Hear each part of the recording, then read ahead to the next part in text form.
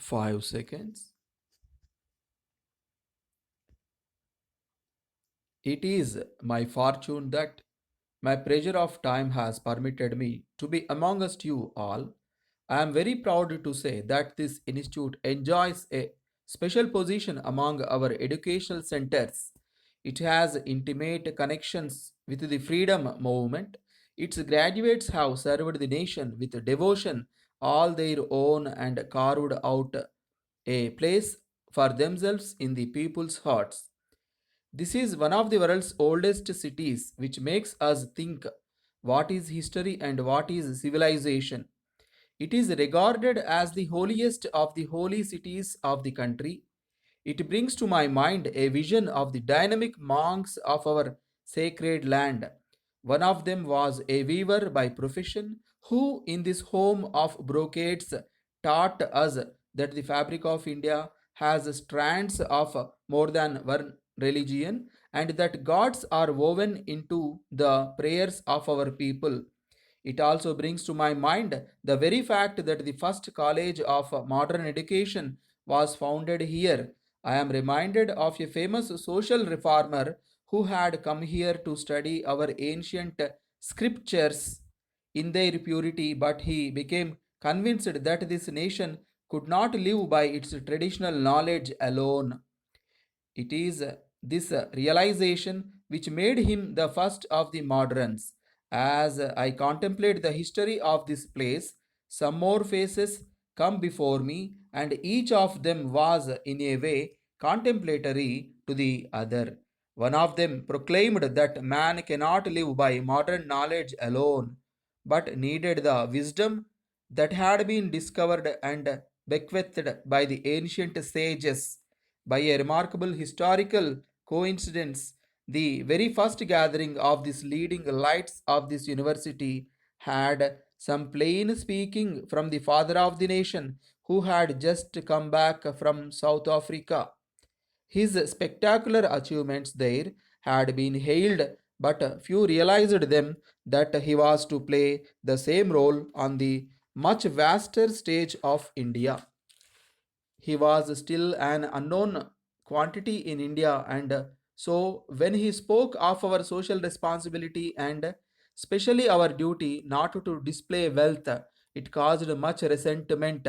Some were very uncomfortable, but within a year or two, the country was to find itself dominated by this intruder who challenged us to look around and identify ourselves with the poorest and the most oppressed, who told us that if only the people of India listened to the still small voice within them, they could simply defy the might of empire.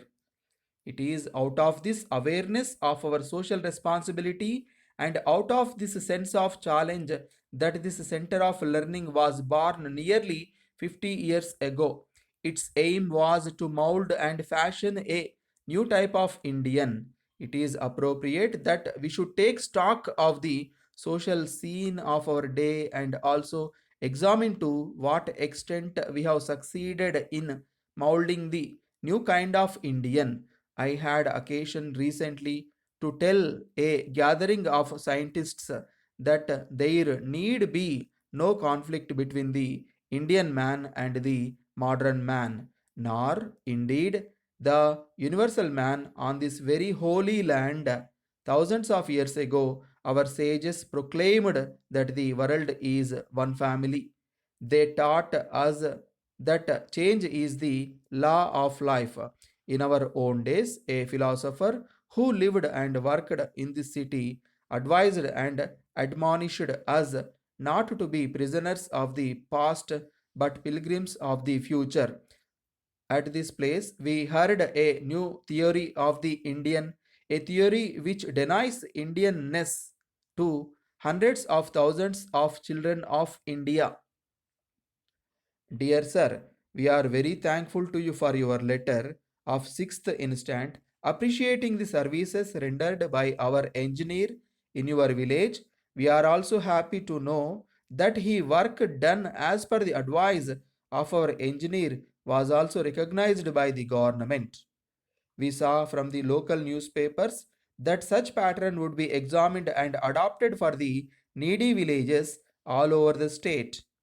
We have to congratulate you for our efforts to develop remote villages into modern villages. In your letter, you also expressed that the services of the same engineer may be spared for a couple of months more, and that your project would start in the month of December in other new villages. In this connection, we have to inform you that the said engineer and his team are presently busy in Madras attending a workshop meant for developing very remote villages and hamlets of hill areas. There is no scope at all to provide any amenities in such backward hamlets and villages. There are no roads, no water and power. As such, our team has to do some groundwork there and give proposals for certain schemes which are feasible, keeping in view the interests of the government to uplift the poorest and the weakest. As such, we have to inform you that it will not be possible for us to agree with your request for deputing the said team. Yours sincerely, consultant.